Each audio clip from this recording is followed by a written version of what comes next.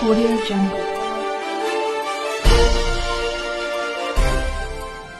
जी अदा छा मसलो आहे भाउ तव्हां सां? त जीअं त कुझु ॾींहं अॻु में ज़हूर अमन ट्रगड़ माग ट्रगड़ में क़तल थी वियो आहे।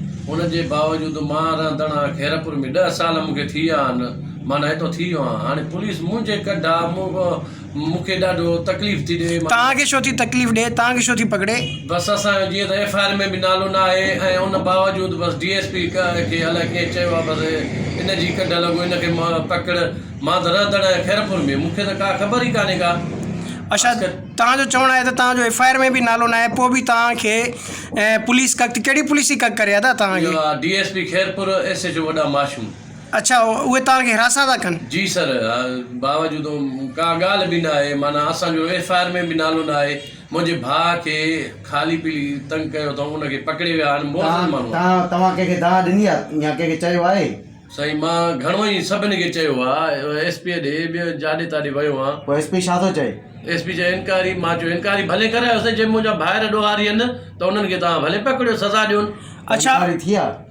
इनकारी न थी आहे अञा। उनजो जेको ज़हूर अमन ट्रगड़ खे मारियो वियो आहे त उनजो इल्ज़ाम छा तव्हांजे भाइरनि ते लॻो आहे? असांजे भाइरनि ते बिल्कुलु लॻो आहे। इनकारी थिए, असां चऊं था जेको ॾोहारी हुजे उनखे सख़्तु सज़ा ॾिनी वञे। ठीकु आहे। ऐं जेको तव्हांजो भाउ पकड़ियो आहे उहो कहिड़ी पुलिस पकड़ियो आहे? उहो वॾा माशूम DSP पकड़े अहमदपुर वारनि खे ॾिनो आहे। उहो मोज़ज़ माण्हू आहे, हुनजो FIR में नालो आहे न, हुनजी का ॻाल्हि ई आहे। तव्हांजे भाउ जो नालो छा आहे जेको तव्हां पकड़ियो? खादिम हुसैन ट्रगड़। अच्छा, हुनजो बि FIR में नालो न आहे? न सही, न। जी जनाब जी, हीअ आहे आबिद हुसैन ट्रगड़, जेको हिन वक़्तु रैश पज़ीर आहे खैरपुर मीरस में।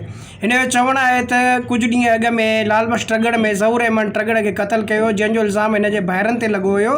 पर उन में जेको आहे सो उनजे मथां FIR बि थी चुकी आहे। पर हिन वक़्तु जेको आहे सो पुलिस ख़ाली पीली DSP खैरपुर ऐं SHO वॾा माशूम हिन लाइ ऋण ॿारे ॾिनो। हीउ वीचारो हिकु मज़दूर माण्हू आहे, मज़दूरी कंदो आहे। उनखां बाद में पुलिस जो जेको आहे सो ख़ाली पीली इशू बणाए हिनखे जेको आहे सो हिन जेको मर्डर थियो आहे हिन जे मथां हणी करे, हिन जे मथां लॻल बि न आहे, FIR बि जेको आहे सो हिन वक़्तु न आहे हिन जे मथां, पोइ बि हिनखे हिरासत थी करे। तव्हां हाणे छा था चवणु चाहियो? असां हिनखे DIG सखर SP खैरपुर खे अपील था कयूं, मूंखे तंग न कयो वञे, तव्हां इनकारी कयो। जे हो ॾोहारी आहिनि उनखे सज़ा ॾियो। मुंहिंजो ॿाहिरनि सां को तालुकात ई न आहे। जी सर, हीअ हाणे वस वारनि खे ऐं DIG सखर ख़ासि करे ऐं SSP खैरपुर जनाब अमीर सईद मुंशी साहब जन खे अर्ज़ु थो करे त साईं तव्हां भली इंक्वायरी कयो। ही राज़ी आहे हुन इंक्वायरीअ में, जेके बि ॾोही आहिनि या ॾोहारी आहिनि जीअं हुनखे मारियो आहे त उन मथां इंक्वायरी कई वञे। उनजे मथां जेको आहे सो बिल्कुलु तव्हां एक्शन खणो। उन में हीउ चए थो त मूंखे त जेको आहे सो ख़ाली पीली हिरासत न कई वञे।